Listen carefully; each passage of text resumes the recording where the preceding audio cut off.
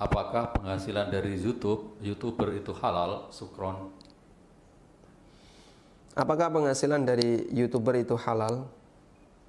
Penghasilan dari YouTuber berarti AdSense ya, dominan iklan. Kami tidak menegaskan halal haramnya.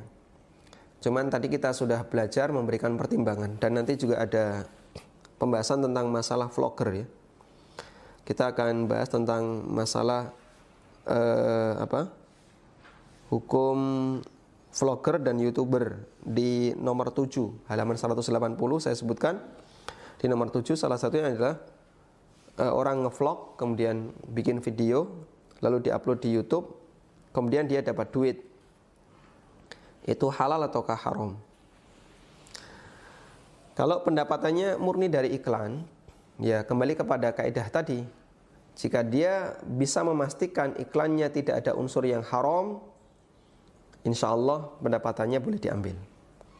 Tapi kalau iklannya ketika dimonetisasi tidak lepas dari transaksi yang bermasalah, tidak lepas dari mengiklankan sesuatu yang haram, maka kita tekankan pada asalnya seperti itu nggak boleh. Karena itu kalau kita perhatikan fatwa yang tadi disampaikan oleh Syekh Shalih Al-Munajjid hafizahullah ta'ala, beliau menyebutkan hukum asal tidak boleh. Hukum asal tidak boleh. Jadi beliau tidak mengatakan hukum asalnya boleh, tapi hukum asalnya tidak boleh kecuali. Nah, kalimat ini menandakan bahwa yang diperbolehkan itu lebih sedikit. Karena kita punya kaidah dalam masalah pengecualian ya. Kalau misalnya ada kalimat seperti ini, seluruh siswa hadir kecuali 10 orang, berarti jumlah siswanya berapa? Lebih besar dari 10. Sehingga kalau misalnya kalimatnya seluruh siswa hadir kecuali 10, padahal jumlah siswanya 11 orang, kalimat tadi keliru. Karena berarti yang hadir berapa? 1. Seharusnya dibalik. Seluruh siswa tidak hadir kecuali 1 orang. Karena yang hadir cuma 1. Nah, beliau mengatakan yang ini mengisyaratkan bahwa sebenarnya yang boleh itu lebih sedikit dibandingkan yang nggak boleh. Al-aslu la yajuzu al-ishtiraku fi hadzal barnamij al-i'lani illa bi syartin. Pada asalnya tidak boleh bergabung dengan Google AdSense kecuali dengan beberapa syarat. Dan beliau sebutkan tadi dipastikan bersih dari berbagai situs yang diiklankan dari hal-hal yang haram. Dan juga tidak ada unsur ta'awun 'alal itsmi wal 'udwan. Nah, Anda bisa perhatikan kebiasaan orang-orang yang menggunakan YouTube dan seterusnya.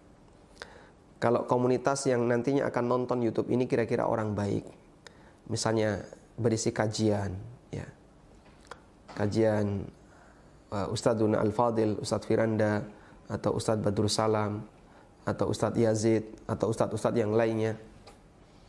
Kita tahu ini arahnya, yang nonton pasti orang-orang yang modelnya kayak gini. Dan mereka umumnya adalah orang-orang yang ketika menggunakan HP, menggunakan laptop, itu tidak dipakai untuk sesuatu yang bermasalah. Kalaupun ada, sifatnya kasuistik. Kalaupun ada itu sifatnya kasuistik. Berarti insya Allah dominan iklannya bisa dikendalikan. Nah, kalau seperti ini, wallahu ta'ala alam, berarti sebagian besar dari penghasilan iklan itu mubah. Tapi kalau misalnya Anda ngevlog, membuat YouTube untuk materi yang terlalu hobi, sepedaan, apalagi otomotif, apalagi iklan musik, nah itu penggunanya lebih tidak bisa disaring. Akibatnya kebiasaan pengguna nanti iklannya masuk di situ sesuai dengan kebiasaannya. Nah, bagian ini kadang kita lebih sulit untuk memfilter. Wallahu ta'ala alam.